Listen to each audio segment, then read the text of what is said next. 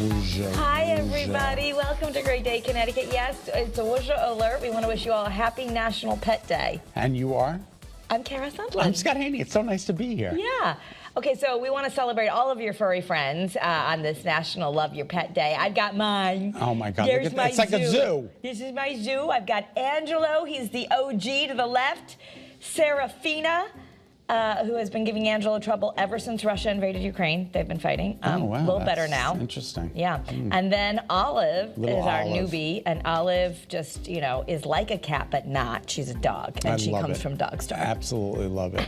And this is Caitlin Amato, our executive producer. Kitties. And her dogs. She's got 2 dogs and 2 kitties. 2 dogs two and 2 cats. Don't they look like the sisters in The Shining?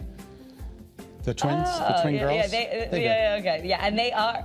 They just like to stare at And people. they're from the same litter, right? Oh my God, look at them. They're Yeah. like almost identical. It's crazy. I love it. And my the dogs. One's a newcomer, right, Kate? The dog. The one on top is Fern. She was a lost and found dog. See what happens when you work here. There's a danger you bring home pets. You bring home pets. We're waiting for you to do that. And then we have, who's this? Is this Loki?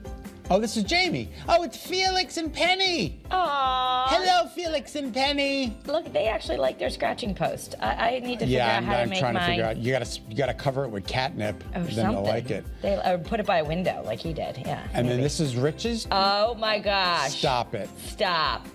Gracie and Sadie are right there. That's Rich Vitale, one of the gentlemen behind the scenes who makes everything run. He's a and great then we guy. have Simba. Hello, Simba. This is Greg Sewell, our editor's cat. Yes, you too. She's sitting right at the table, getting ready for her feast. And I think Simba looks like she likes to eat a lot. She's a nice, healthy size. I love that. And you love big orange cats. It looks just like my Dasher. Just like my Dasher. Well, thank you for sending in. I think it's just been long enough for you to be without a cat. You think it's time? It's time. Longer than there have been no cats in my household. I keep sending you cats. I know you can. I keep saying no. All right, we're moving on. Cynthia Erivo will host this year's Tony Awards. The Wicked star has a Tony of her own, 2016, for her role as Celie in The Color Purple. Great show, great movie. If you've never seen it, check it out. She's nominated for an Academy Award for her performance in Wicked. If she gets it, she's going to achieve the EGOT status for those who hold an Emmy, Grammy, Oscar, and Tony Award. Pretty incredible. Remarkable. Like, that's when you know you did the right thing with your life. Oh, my God, right? Just Isn't that so incredible? talented. But she's also, as we talked about yesterday, she's now been cast in the title role of Jesus in an upcoming production of Jesus Christ Superstar at the Hollywood Bowl this summer. Jesus Christ Superstar. I mean, just incredible. So the ceremony is going to be held at Radio City Music Hall on June 8th.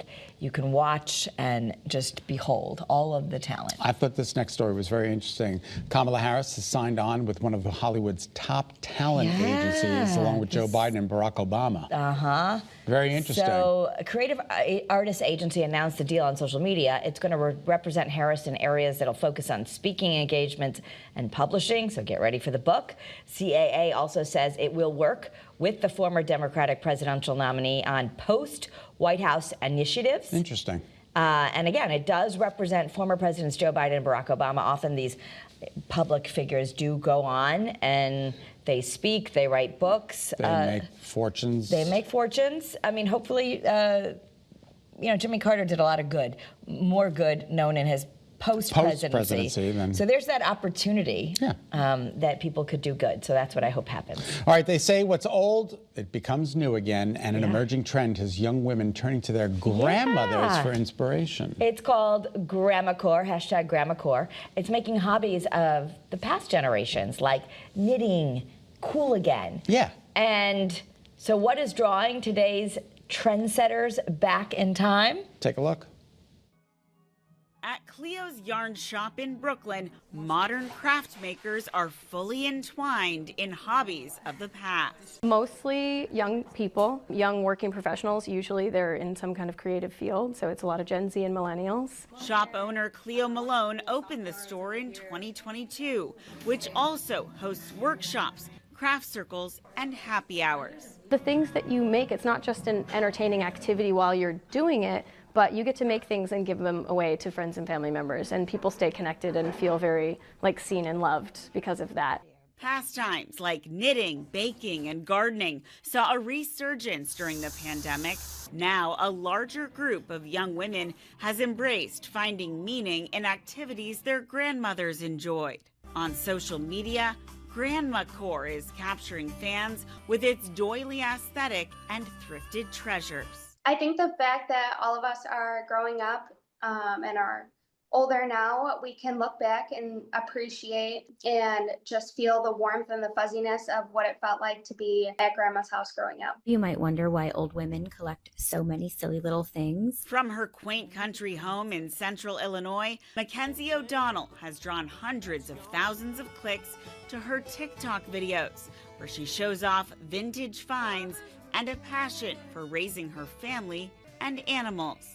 It's kind of interesting that the internet is propelling something that's so old school. It really warms my heart to read the comments and see the effect that just watching my videos of the nostalgic old decor brings to so many people. Proving from the heart of Brooklyn to the rural Midwest, a nod to nostalgia never goes out of style. Naomi Ruckham, CBS News, New York. Huh. That's really cool. I do want to learn how to knit. I would like to, too. I would like to learn how to embroider. I'd like to needlepoint. Yes. That's my I mean, mother. it really does reduce stress. It's incredible. I can remember my mom used to leave like a little bag of needlepoint by the couch. I think that's the best way to do it. So if you start watching Yeah, you TV, start watching you TV, bring you it just sit out. there Because and now you do people it. just bring out their phone. But if you start doing that, yeah. What do you think? Do you think cities and towns embrace spring breakers? No, Miami's already made it against the law to come. Well, spring break is coming for millions of students, and AAA has compiled the list of the top destinations, so get ready. Yeah, the time-honored tradition, I should say, of heading to the Sunshine State continues. Orlando, Fort Lauderdale, Miami, and Tampa all made the top 10, but Miami is now putting out major, they have a whole ad campaign of don't come here. Don't come here, ever. So some people want an urban experience, and they're escaping to the cold. I don't see that. I don't know. They just want to go to Chicago and New York. I think go to Barcelona. That would be cool. Yeah, right? Yeah, so overseas, no surprises there. Probably not the college kiddos, but Rome, London, Paris, Barcelona, Madrid. But the flying is so high, even to go to Florida. I mean, I was looking, and it's just so much more money if you try to go during Connecticut spring break. It is. What are the dates? Well, most public high schools are around that midweek in April, and so if you try to go then it's tough. I'm going to try and go before then. Before then or after then, it's a little easier. Imagine me and all the spring breakers in Fort Lauderdale. Yeah. Get my jazzy on. You might have to just go to the early bird specials. I think so, and then go to bed. All right, and Chipotle, the Mexican grill, says it's prepping for what it calls burrito season. Did you know there's a season to burritos? Just learned this, March to May. Who March knew? to May, they see a surge in demand. They say it's the busiest time of the year. I don't know, my kids want to go there all the time, no matter the season. Same thing. It's just incredible. It's just the best. I think it's one of the best foods. I gotta say, though, it's been difficult recently. That they seem to be, maybe it's just ours, but they're out of a lot of things. They'll be out of veggies. They'll be out of things. Seriously. They don't have this. They don't have that. I don't know if it's like a... No, that's too bad. Yeah. I'm going to see what happens. I don't know what's going on. They're out of a lot. Are they out of apples? Apple's launching a cheaper version of the iPhone 16. Yeah, you can get the 16E. $599 is considered cheap, Kara. Well, because, for a whole new smartphone with the new Apple Intelligence. The other phone, I think, is at least base $799, maybe even more. I thought you just got it for free with the plan. It's not free. You think it's free. They're charging you a monthly fee. Oh, okay. Okay? All They right. just make it cheap. But anyway, if you're just going to outright buy it, which some people do, then they're trying to compete in the budget smartphone and the AI markets. So because, there's Google and Samsung and all these others, but pre-orders for the 16E will hit, they start Friday, tomorrow, and then they'll be on store shelves next week. Excellent. Well, you know who's going to be here Saturday? Kara You and me. you and me, baby. Yeah. This Just weekend, you and me. Okay. All right. This weekend, we're going to honor our good friend Denise DeCenzo with our annual Denise DeCenzo telethon. Yeah, and it's hard to believe it's been 5 years since we suddenly lost our dear friend and colleague. She's still, in so many ways, the heart of our newsroom. But we are raising money all morning long for so many causes that were near and dear to Denise's heart, really worthy causes. We're helping nurses, We're helping those with rare diseases.